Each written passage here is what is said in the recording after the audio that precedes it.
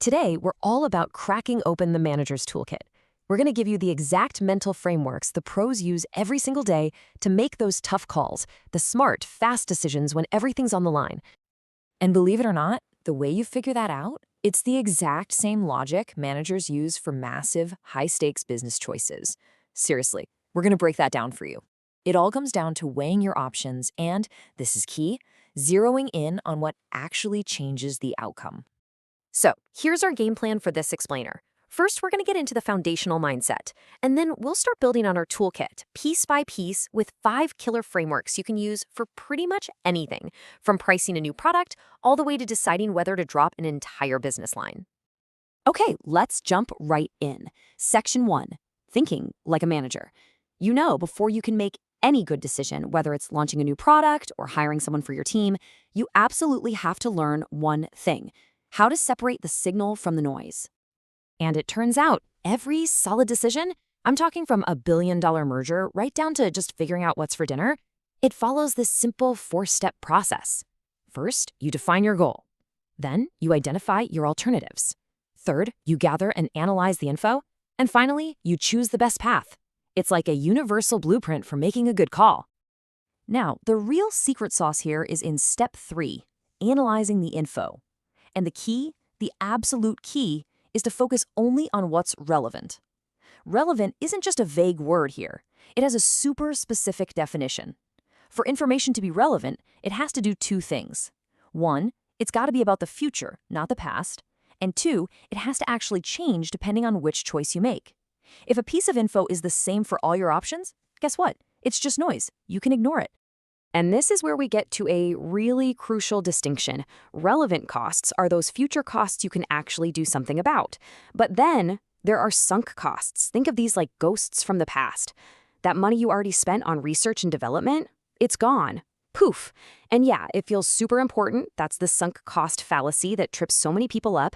But logically, it can't influence your next move because you can never, ever get it back. All right, so now that we have that core mindset locked in, let's put it to work.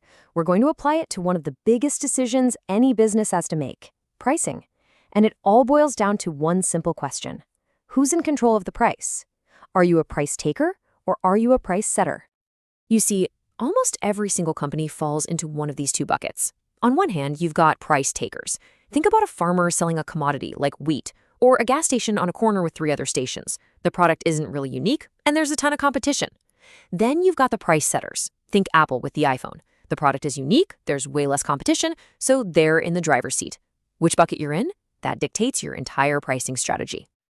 So if you're a price setter, life is pretty straightforward. You figure out your total cost, add the profit margin you want, and boom, that's your price. Simple as that. It's a cost-plus approach. But if you're a price taker, the whole world is flipped upside down. You don't decide the price, the market does. So you have to start with that market price. It's a given. Then you subtract the profit you need to stay in business. And that number you're left with, that is your target full cost. This isn't just a goal, it's a hard limit. You have to figure out how to make your product for that cost or less. If you can't, you just won't be profitable. All right, on to our next tool. This one is a classic management dilemma: analyzing special orders. So picture this. A potential customer comes to you. They want a huge one-time order, which sounds great, but there's always a but, right? They want it at a steep discount. Your gut reaction might be, no way, but hold on. The numbers might tell a very different story. Let's work through a real example. A customer wants to place a special order for 5,000 units, and they're offering to pay $11 for each one. Now, you know your variable costs. You know the materials, the direct labor, everything that goes into making just one more unit. That comes out to $8.50. And let's assume 2 important things. You've got the extra factory capacity to handle this, and your fixed costs, like your factory rent, aren't going to change one bit. So how do we figure this out? We use something called incremental analysis. It's a fancy term for a simple idea. We ignore everything that stays the same. Those fixed costs, like the rent, totally irrelevant here, because we're paying them anyway.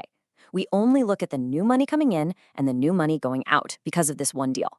And when you look at the numbers, that special price of $11 is still higher than the $8.50 in extra costs it takes to make each one. And here's the bottom line. When you do the math, taking this order adds a cool $12,500 right to the operating income. It's pure profit. Now, of course, a smart manager would also think about other stuff, like will this tick off our regular customers who pay full price? But looking strictly at the numbers, this is a clear win. Let's move on to the next tool in our kit, and this one can be tough. It's the keep or drop dilemma. We're talking about making that hard call on whether to discontinue a product line, shut down a whole department, or close a store, especially when the accounting reports say it's losing money. The secret here, the thing that unlocks the right answer, is splitting your fixed costs into two groups, avoidable and unavoidable. Avoidable costs are the ones that would actually go away if you dropped the product, like, say, the product manager's salary. Those are relevant.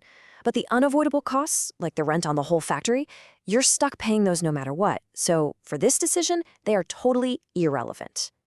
And that brings us to this really simple but powerful decision rule. You just compare two numbers. How much revenue will we lose if we drop it, and how much in costs will we save? If the costs you save are more than the revenue you lose, you drop the product. But if the revenue you lose is more than the costs you save, you've got to keep it. It's that simple, even if a standard income statement makes it look like a loser.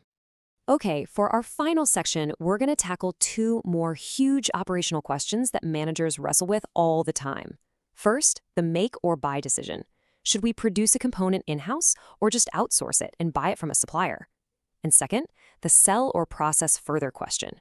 Should we sell our product as it is, or could we make more money by processing it into something better? Let's start with make versus buy. Check out this example. An outside supplier says they'll sell us a part for $18. Okay, now if we make it ourselves, our variable cost is $12. Plus, there are $2 in fixed costs that we could get rid of if we outsourced. So our total relevant cost to make it is $14. Well, 14 is less than 18, so the choice is clear. We should make it ourselves. Now let's talk about processing further. Imagine a bakery. They sell plain cookies for $2 a dozen. Not bad. But they're wondering, what if we took the time to decorate them? It would cost a little more, but we could sell them for more too. Is it worth it? Well, let's do that incremental analysis again. We only look at what changes. The revenue per dozen would go from $2 to $3.50. So that's an extra $1.50 in revenue. The extra cost to decorate is just $1. So you get $1.50 more in revenue for just $1 more in cost. That's a net gain of 50 cents per dozen. Easy money. So the rule of thumb is super simple. If the extra revenue you'll get is greater than the extra costs you'll incur, we process it further, every time. In this case, decorating those cookies is absolutely the way to go. So we've built out a really powerful toolkit here today, and it's all based on one core idea: learning to ignore the noise. That means ignoring the past, that's your sunk costs, and ignoring anything that doesn't change, your unavoidable costs. When you do that, you can focus with crystal clarity on the only thing that matters: how your choices will make the future different. So the real question is, now that you have this toolkit, what's the first decision you're going to re-examine with this new, sharper lens?